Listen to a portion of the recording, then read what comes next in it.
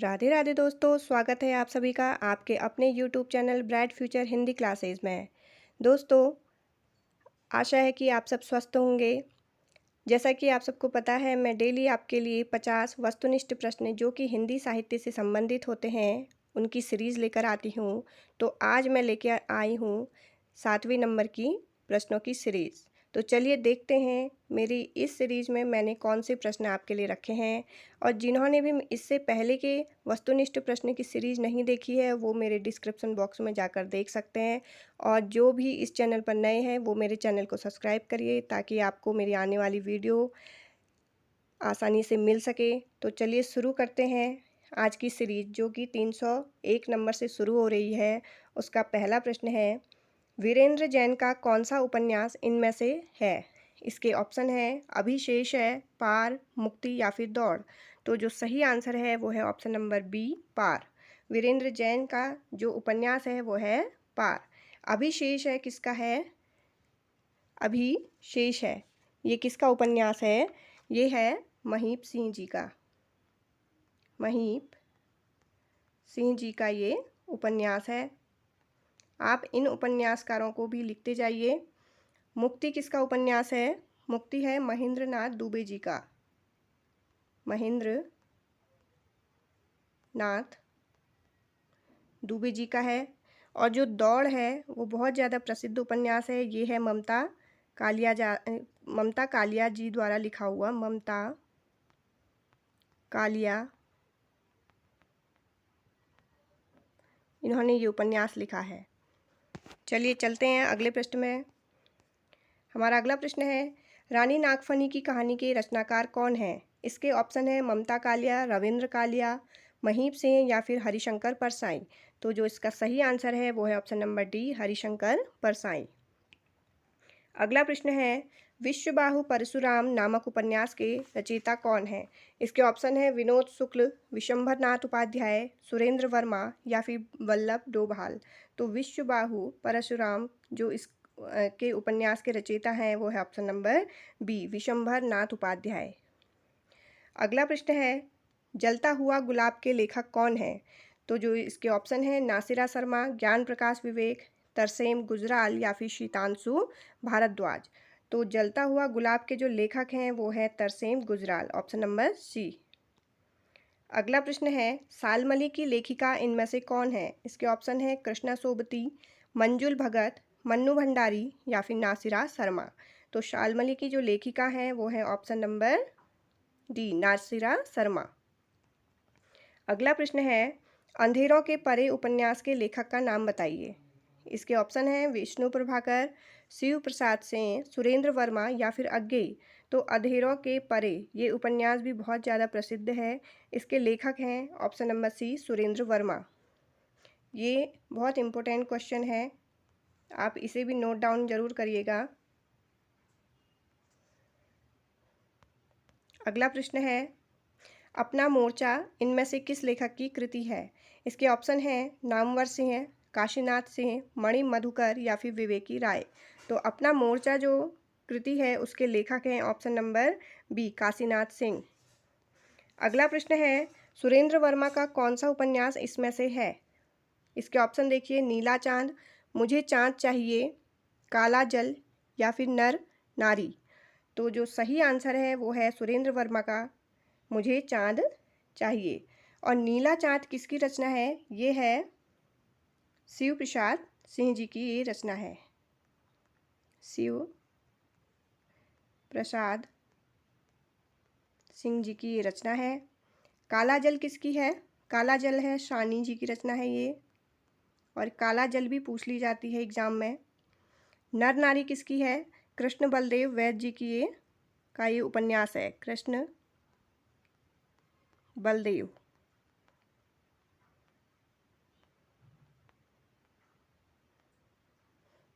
इनकी ये उपन्यास है। चलिए देखते हैं अगला प्रश्न, जुगलबंदी उपन्यास के लेखक इनमें से कौन है? इसके ऑप्शन हैं गिरिराज किशोर, गोविंद मिश्र, राजकमल चौधरी या फिर कृष्ण बलदेव वैद्य।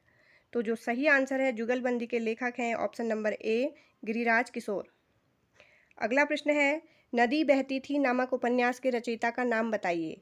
इसके ऑप्शन हैं प्रभाकर माचवे, कृष्णा अग्निहोत्री, राजकमल चौधरी या फिर गिरिराज किशोर। तो नदी बहती थी इस उपन्यास के रचयिता हैं option number C Rajkamal Chaudhary.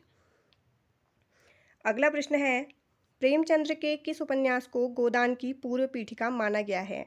ये मोस्ट इम्पोर्टेंट क्वेश्चन है, मोस्ट इम्पोर्टेंट क्वेश्चन है ये, और इसका प्रकाशन वर्ष भी कई बार पूछ लिया गया है। तो गोदान की पूर्व पीठिका किसको माना गया है? इसे माना गया है, प्रेमाश्रम को गोदान की पूर्व पीठिका माना गया है। और इसका जो प्रकाशन वर्ष है गोदान की ये पूर्व पीठिका का, वो है 1922।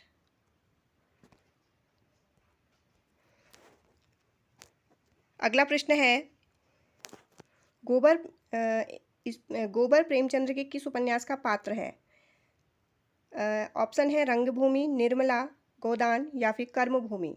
तो जो इस तरह के पात्रों पर भी आधारित प्रश्न पूछे जाते हैं, तो जो गोबर है वो किस पर था, किस उपन्यास का पात्र है वो है ऑप्शन नंबर ए, रंगभूमि का ये पात्र है। अगला प्रश्न है प्रेमचंद्र का कौन सा उपन्यास 1918 में प्रकाशित हुआ था? तो इसमें देखिए ऑप्शन है सेवा सदन, कर्मभूमि, रंगभूमि या फिर गोदान। तो जो 1918 में इनका प्रकाशित हुआ था प्रेमचंद्र का, वो है ऑप्शन नंबर ए, सेवा सदन। ये 1918 में हुआ था। कर्मभूमि 1933 का इसका प्रकाशन वर्ष है। गोदान का कब का है? गोदान है 1935 का है प्रकाशन वर्ष इसका। और जो रंगभूमि है वो है 1925। आप इनके प्रकाशन वर्ष भी इन्हें नोट डाउन कर लीजिए। अगला प्रश्न है प्रेमचंद्र का जन्म कहाँ हुआ था? इसके ऑप्शन हैं दिल्ली में, बनारस में, लम्ही में या फिर प्रयाग में। और ये प्रश्न उत्तराखंड एलटी की परीक्षा में आ चुका है। 2019 की जो एलटी की परीक्षा हुई थी उसमें प्रेमचंद्र का जन्म स्थान पूछा गया था। तो जो इसका सही आंसर है वो है ऑप्शन नंबर सी, लम्ही गांव में। अगला प्रश्न है चतुर्सेन शास्त्री का कौन सा उपन्यास इनमें से है? इसके ऑप्शन है आलमगीर, कायाकल्प, माँ या फिर मृगनयनी। तो चतुर्सेन शास्त्री जी का जो उपन्यास है वो है ऑप्शन नंबर ए, आलमगीर। कायाकल्प किसकी कृति है ये? कायाकल्प है प्रेमचंद्र जी की, प्रेमचंद जी की का ये उपन्यास है। मृगनयनी किसका है? ये है वृंदावन लाल वर्मा जी का, वृंदावन लाल वर्मा जी का ये उपन्यास है। उसके बाद जो माँ उपन्यास है ये बहुत प्रसिद्ध रहा है। ये है मैक्सिम गोर्की जी द्वारा लिखा गया उपन्यास है। मैक्सिम गोर्की जी द्वारा लिखा गया ये उपन्यास है। और आलमगीर किसका है? चतुर्सेन शास्त्री जी का है। अगला प्रश्न देखिए निम्नलिखित उपन्यासों को इनके रचनाकाल के आरोही क्रम में हमें रखना है।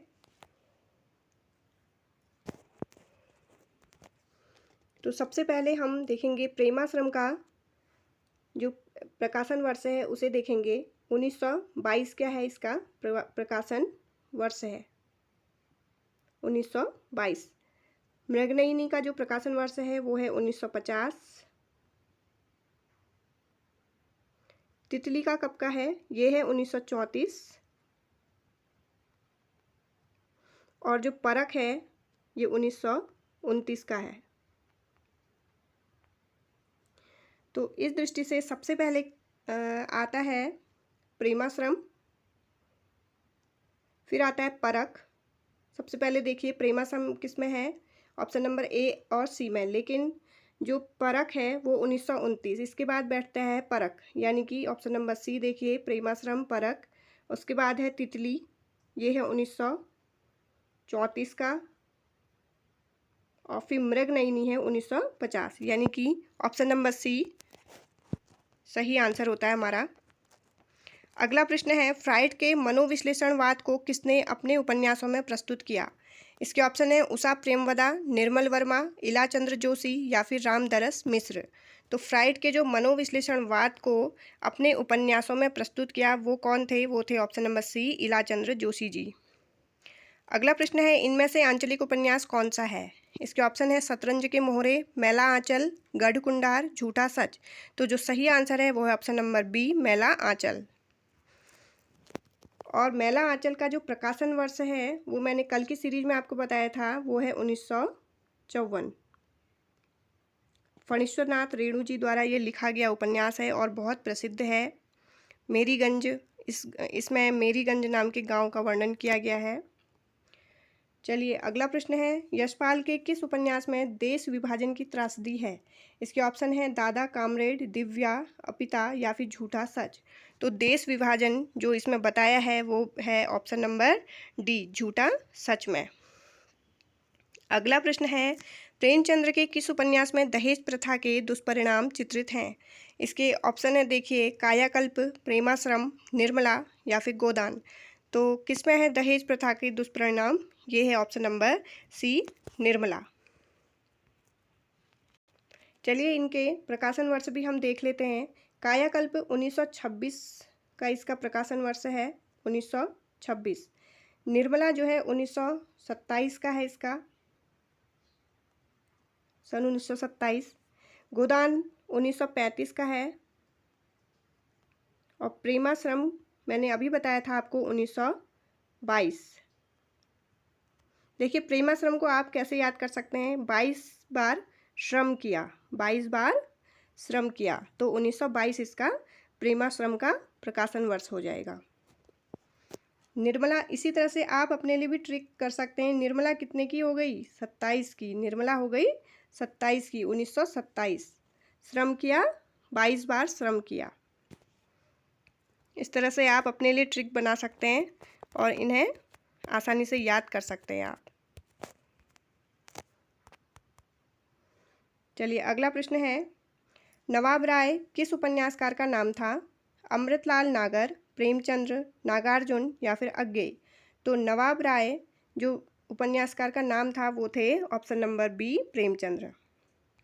अगला प्रश्न है, भगवती चरण वर्मा का कौन सा उपन्यास पाप पुण्य की समस्याओं को आधार बनाकर लिखा गया है? और ये मोस्ट इम्पोर्टेंट क्वेश्चन है। इसके ऑप्शन है टेढ़े मेढ़े रास्ते, भूले बिसरे चित्र, चित्रलेखा, सामर्थ्य और सीमा। तो जो पाप पुण्य की समस्या को आधार बनाया है वो बनाया है ऑप्शन नंबर सी, चित्रलेखा में। अगला प्रश्न है, कर्नाटक के जीवन पर आधारित रांगे राघव के उपन्यास का नाम बताइए। इसके ऑप्शन है मुर्दों का टीला, कब तक पुकारूं, चीवर या फिर आखिरी आवाज़। तो कर्नाटक के जीवन पर जो उन्होंने उपन्यास लिखा है वो है ऑप्शन नंबर बी, कब तक पुकारूं। अगला प्रश्न है, इसमें प्रेमचंद्र के इन उपन्यासों को रचना काल के हिसाब से हमें इसमें सही रखना है। तो इसमें देखिए निर्मला, अभी मैंने बताया निर्मला कितने की हो गई? 27 की, यानी कि 1927। अब देखिए गबन कब किया? गबन किया है 1931 में। आप इस तरह से इनको अगर याद करेंगे तो ये प्रकाशन वर्ष आपको आसानी से याद हो जाएंगे। देखिए निर्मला हो गई 27 की, गबन कब किया है? 1931, यानी कि 1931 में गबन किया है। कर्मभूमि और कायाकल्प, अब इनका देखते हैं हम प्रकाशन वर्ष क्या है। कर्मभूमि का क्या है? 1933, 1933। और कायाकल्प 1926, 1926। तो इस तरह से हम देखते हैं कि कौन सा वर्ष सबसे पहले का है। देखिए कायाकल्प 1926, कौन से ऑप्शन में कायाकल्प है? ऑप्शन नंबर बी, कायाकल्प 1926 में है। निर्मला कितने की हो गई? 27 की, यानी कि 1927। गबन कब किया है? 1931 में गबन हुआ है। और कर्मभूमि कब हो गई? 1933 की। तो बी ऑप्शन हमारा बिल्कुल सही होता है। अगला प्रश्न है, टोपी शुक्ला इनमें से किस लेखक की कृति है? इसके ऑप्शन है राही मासूम रजा, मनोहर श्याम जोशी, धर्मवीर भारती या फिर पांडे बेचन शर्मा। टोपी शुक्ला इसके लेखक हैं ऑप्शन ए राही मासूम रजा। अगला प्रश्न है, हिंदी का सांस्कृतिक उपन्यासकार इनमें से कौन है? इसके ऑप्शन देखिए, अज्ञेय, धर्मवीर भारती, हजारी प्रसाद द्विवेदी या फिर अमृतलाल नागर। तो सांस्कृतिक उपन्यासकार के रूप में किसको माना जाता है? ऑप्शन नंबर सी, हजारी प्रसाद द्विवेदी जी को। अगला प्रश्न है, खंजन नयन उपन्यास हिंदी के किस प्रसिद्ध कवि की जीवनी पर आधारित है? इसके ऑप्शन है तुलसी, सूरदास, निराला या फिर प्रसाद। तो खंजन नयन ये है ऑप्शन नंबर बी, सूरदास जी के जीवन पर। अगला प्रश्न है, त्यागपत्र किस पर आधारित उपन्यास है? ए है नारी मनोविज्ञान पर, दहेज प्रथा पर, अनमेल विवाह पर या फिर समाज विज्ञान पर। तो त्यागपत्र जो है वो है ऑप्शन नंबर ए, नारी विज्ञान पर आधारित। त्यागपत्र का जो प्रकाशन वर्ष है वो क्या है? 1937। इसका जो प्रकाशन वर्ष है 1937 है और ये जैनेन्द्र जी द्वारा लिखा गया उपन्यास है। जैनेन्द्र जी द्वारा लिखा गया है और 1937 इसका प्रकाशन वर्ष है। त्यागपत्र कब दिया? 1937 में। आप इस तरह से इसको याद रख सकते हैं। अगला प्रश्न है, सुख दुख उपन्यास के रचयिता कौन है? प्रेमचंद्र, अज्ञेय, विष्णु प्रभाकर या फिर अमृत राय। तो सुख दुख जो है वो किसकी है? ऑप्शन नंबर डी, अमृत राय की का उपन्यास है। अगला प्रश्न है, राई और पर्वत उपन्यास के लेखक इनमें से कौन है? इसके ऑप्शन है निर्मल वर्मा, रांगेय राघव, गिरधर गोपाल या फिर नरेंद्र कोहली। तो राई और पर्वत जो है वो है option number B, Rangeya Raghav का उपन्यास। अगला प्रश्न है, क्याप उपन्यास किस लेखक की कृति है? राजेंद्र अवस्थी, मनोहर लाल गौड़, मनोहर श्याम जोशी या फिर उदय शंकर भट्ट।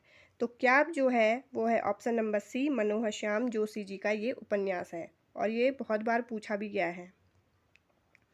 अगला प्रश्न है, वृंदावन लाल वर्मा के उपन्यास किस वर्ग के हैं? ये सामाजिक वर्ग के हैं, जासूसी वर्ग के, मनोवैज्ञानिक वर्ग के या फिर ऐतिहासिक वर्ग के। तो इनके जो उपन्यास हैं वो है ऑप्शन नंबर डी, ऐतिहासिक वर्ग के उपन्यास हैं।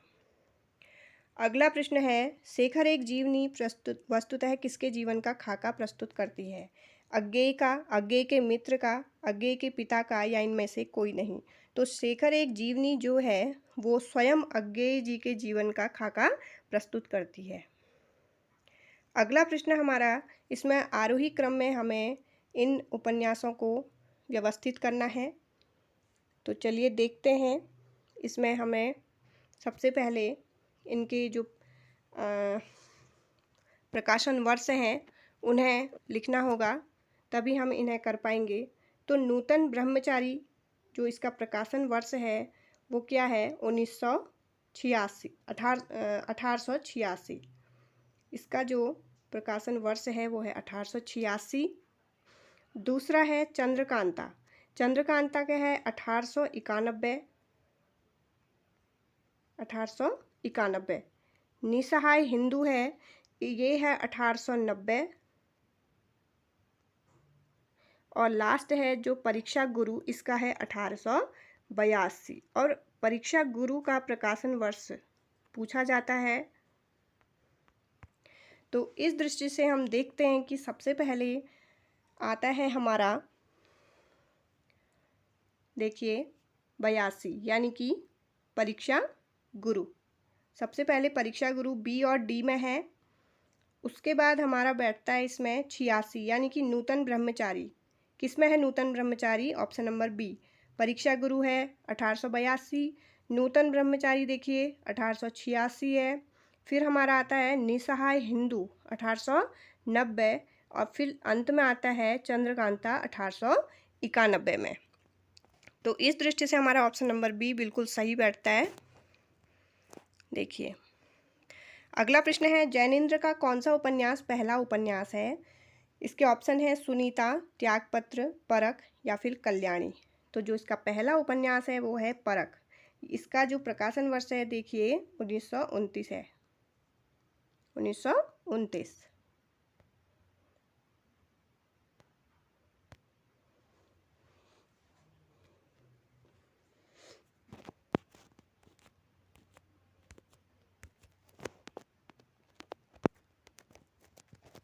अगला प्रश्न देखिए, मृणाल के आत्मपीड़न की गाथा इनमें से किस उपन्यास में है?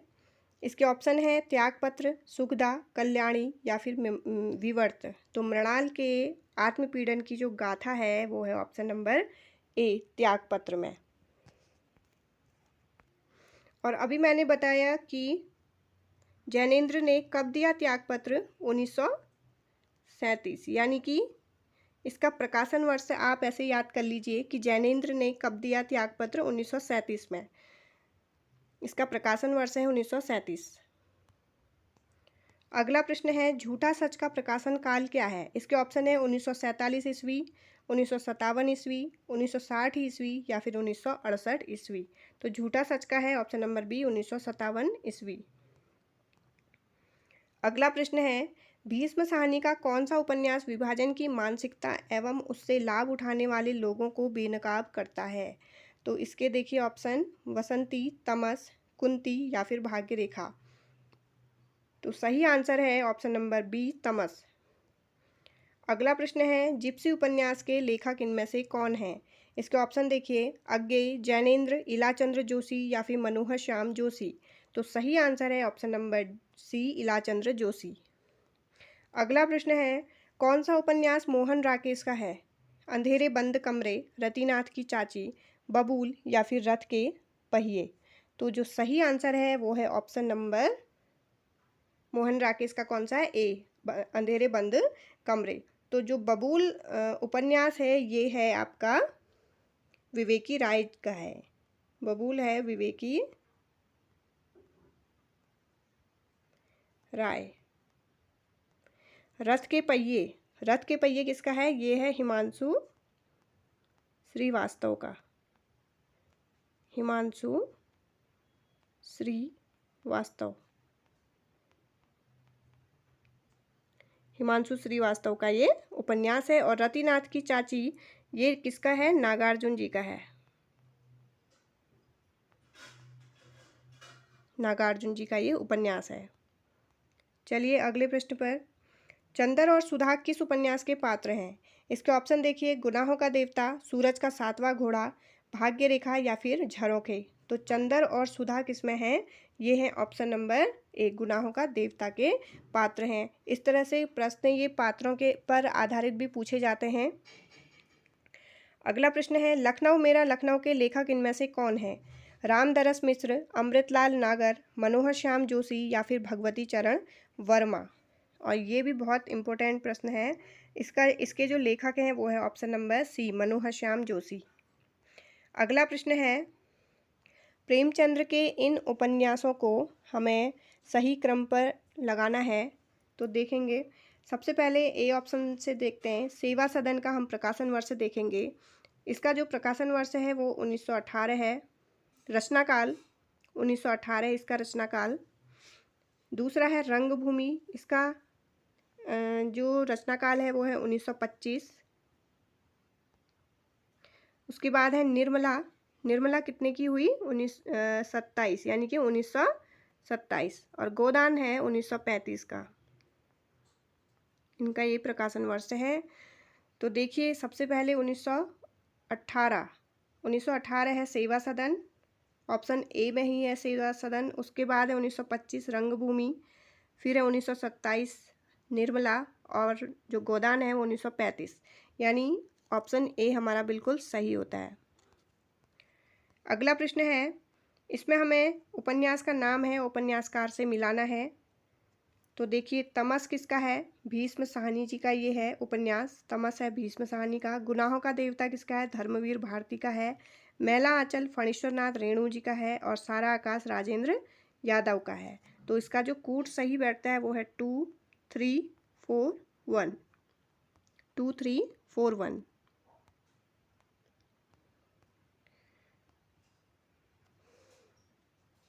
ऑप्शन नंबर डी हमारा बिल्कुल सही होता है। अगला प्रश्न है, कौन सा उपन्यास अमृतलाल नागर का नहीं है? सुहाग के नुपुर, सेठ बाके पल मल, और सी है सामर्थ्य और सीमा, डी है महाकाल।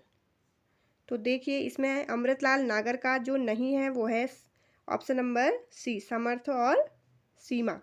ये समर्थ और सीमा किसका है? ये है भगवती चरण वर्मा जी का उपन्यास है। ये है भगवती चरण वर्मा जी का ये उपन्यास है और ये बहुत महत्वपूर्ण प्रश्न है परीक्षा की दृष्टि से। सामर्थ्य और सीमा पूछा जाता है ये। चलिए अगला प्रश्न है, कौन सा उपन्यास यशपाल का है? सती मैया का चौरा, निर्वासित, मनुष्य के रूप, या फिर अपने अपने अजनबी। तो यशपाल का जो है वो है ऑप्शन नंबर सी, मनुष्य के रूप। देखिए सती मैया का चौरा ये है भगवती चरण भैरव प्रसाद गुप्त जी का है। सती मैया का चौरा भगवती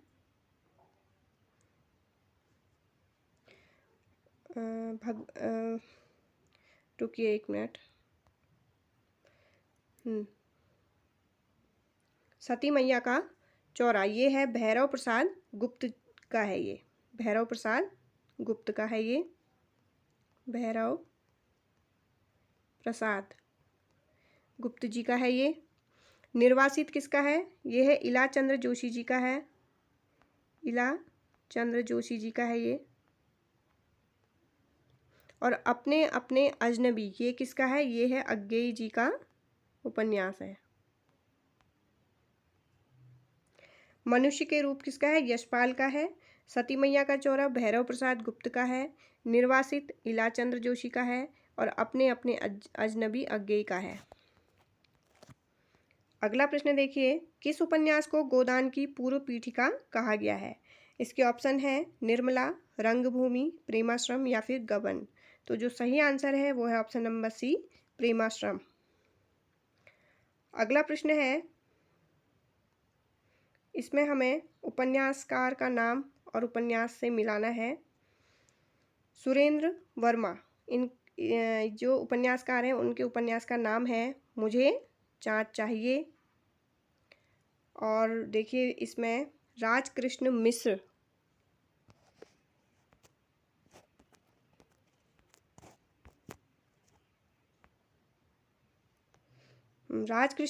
सुरेंद्र वर्मा का है मुझे चाँद चाहिए। राजकृष्ण मिश्र का है दारुल सफ़ा। विवेकी राय का है सोना माटी और ज्ञान चतुर्वेदी का है नरक यात्रा। तो इसमें जो कोड बैठता है वो है 3412। चलिए देखते हैं 3412 किस में है। ये है ऑप्शन नंबर ए। अगला प्रश्न है और इस सीरीज का अंतिम प्रश्न है। इसमें उपन्यास को सही उनके आरोही क्रम में हमें रखना है। तो सबसे पहले हम इनके जो रचना काल हैं उन्हें देखेंगे। प्रेमाश्रम कितनी बार श्रम करा था? 1922, यानी कि 22 बार हमने श्रम किया था। प्रेमाश्रम का जो प्रकाशन वर्ष है ये 1922। सुनीता का जो वर्ष है वो है 1935।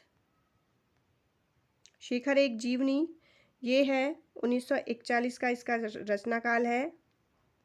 और मैला आंचल ये है 1954 का। तो इस दृष्टि से सबसे पहले देखिए प्रेमाश्रम, सबसे पहले आता है प्रेमाश्रम। ऑप्शन नंबर ए में ही है सबसे पहले प्रेमाश्रम। फिर है 1935 का यानी कि सुनीता। फिर शेखर एक जीवनी 1941 और अंत में मैला आंचल 1954।